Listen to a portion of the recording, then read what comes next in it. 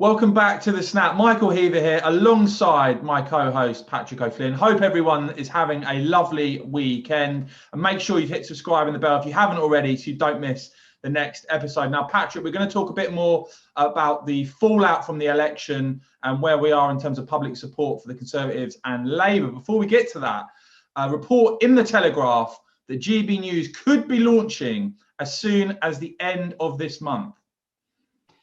Yeah, I think they've identified the 31st of May as the date that's at least been penciled in. I've got one or two contacts, in that arena of GB News, and certainly their rehearsal schedules are being drastically stepped up from this week coming, and it sounds like that's what they're aiming for. I think with such an experienced guy as Andrew Neil in charge, he'll want to get it right and not be rushed. But they've been working hard for a while, and very exciting. I think both our TVs are already tuned in, mine on Freeview 236, so I can't wait for them to get started. And yeah, I mean, what's really interesting is now there's clearly an audience, a big audience who want an alternative to the woke BBC, and you see that in a small way through our channel here on the Snap, Patrick. But something that's really struck me is how, and it has to be said, they're basically left-wingers, die-hard Ramonas that you see on Twitter, already attacking GB News. Yeah, I think their grip on the existing news, main news channels and networks is the one big card they have in pushing their woke or left agenda and making people think this is generally held opinion. And yet, every now and again we have big sets of elections which reminds everyone that's not the case whatsoever. But I think they're very scared of GB News succeeding and taking a big share of audience off BBC, Channel 4, Channel 5, Sky, and those channels having to respond by shifting their agenda to something more objective and balanced. So this is actually one of the big political battles of the year coming up. And I think the message to those of us who want more balance in TV news, and if we're going to have left-wing views expressed, would like centre-right views expressed as well, is on GB News, it's use it or lose it. You've got to watch it, you've got to support it. And I read, that Murdoch was going to do a version, News UK, I think, but in the end hasn't gone for a big investment because he thinks there's an audience there, but he's not quite sure how much revenue can be raised and whether it can be made profitable. So I think all of us who believe in the GB News message and mission should do all we can to support it and promote it, because it could be the unlocking of the biased system and the rebalancing of all the channels, which would be great. Yeah, and Patrick, the Telegraph with a story over the weekend with some research that's been done that shows, as it stands, the Conservatives on course to increase their majority to 122 seats, including another 23 gains in the so-called red wall. And, again, it reminds us, I think, where public opinion is at the moment, the desperate trouble the Labour Party are in. And don't forget, of course, the dissolution and calling of Parliament Bill, getting rid of the Fixed Term Parliament Act. We've discussed this before, Patrick, but Boris Johnson will have the ability, have the power to call a snap general election if he wants to. Yeah, and this is a mega poll of 14,000 respondents, which allows sort of constituency and regional trends to be looked at. And it finds the movement towards the Conservatives and away from Labour particularly pronounced in areas like West Yorkshire, South Yorkshire, Teesside, the Sunderland area, classic red wall areas. And as on current trends, Ed Miliband, Yvette Cooper, they are goners. And we're looking at the Tories winning, I think they say 23 more red wall Labour seats on this basis. And that's what we've been talking about for a while. The great unspoken story is that politics isn't competitive. The Conservatives are pushing on into those old working class Labour heartlands, and at the moment are on course for a bigger win, not a smaller win. So Labour is almost sleepwalking to a disastrous defeat, and we're getting to the position where I think more and more people who support Labour or belong to Labour will think we're in a situation of no change, no chance.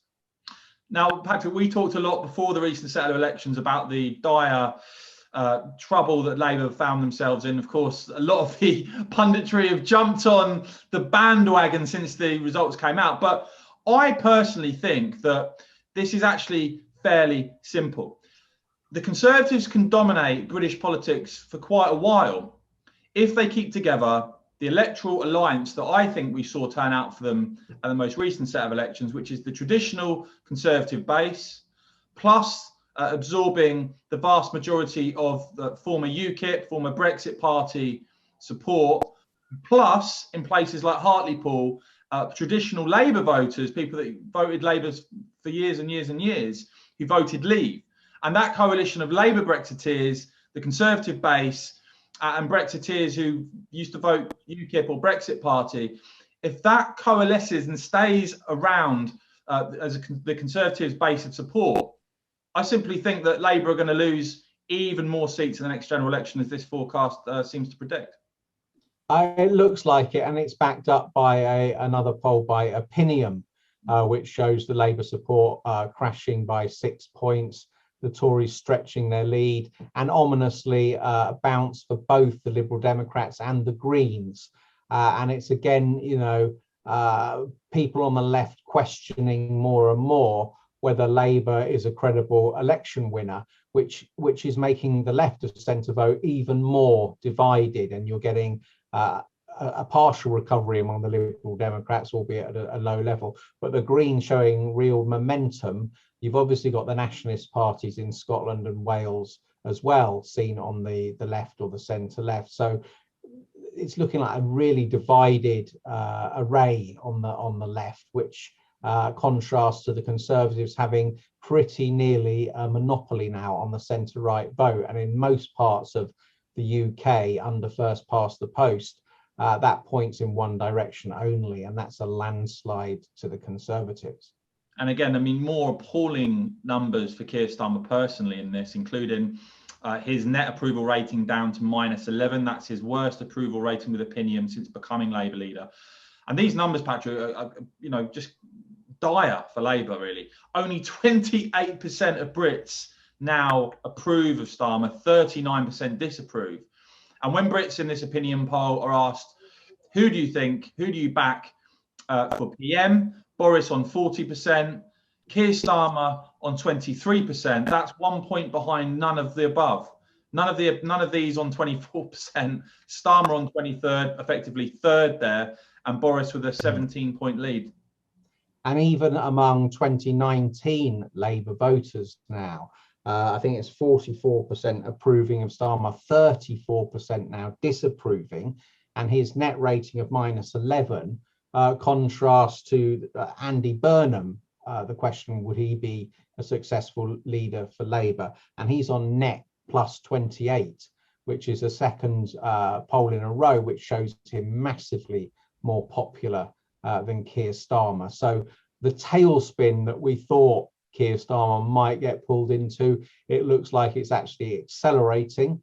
Perhaps he can wait for some event to shift the agenda temporarily against the government and try and improve on the back of that. But I think that's a pretty hopeless aim. And it's almost as if, without really understanding how important it is in the first year as an opposition party leader to make a big impression and to dominate with a big idea, he just hasn't bothered. He's presented nothing.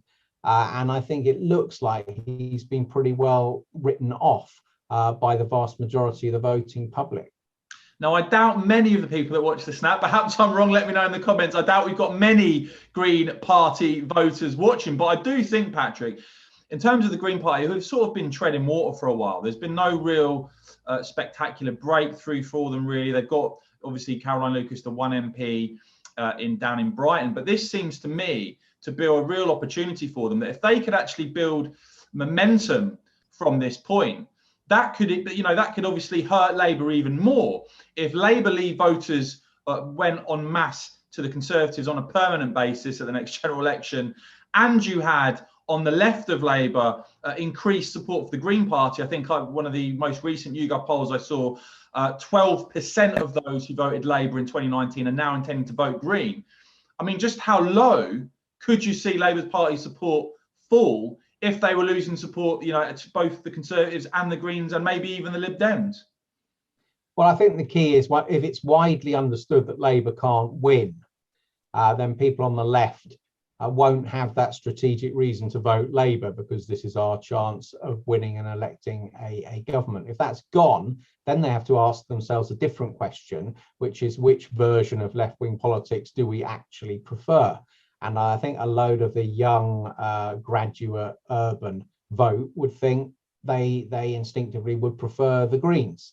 And yet, you know, working class cultural conservatives perhaps have gone to the Tories. So then we're into a really interesting test of just how small is Labour's modern core vote, and it could easily be down in the low 20% vote share, and you could easily see the Greens hitting the mid-teens. And again, I don't think there's an obvious way back for Labour from that, because I think Keir Starmer is the sort of leader who will try and do a bit for both camps, and he'll sort of hedge between them, and it won't be good enough for either of them. So I think it's almost he'll end up making it worse. We'll have to wait and see. But look, lots going on at the moment, guys. Really appreciate your support here on the Snap. So make sure you hit subscribe and the bell. Me and Patrick will be back next week, won't we, Patrick? Yeah, back again soon, and particularly following this story we've been following from the start, indeed calling from the start, which is the decline, and I think we can now nearly say the fall of Keir Starmer. Stay tuned, guys. We'll see you soon.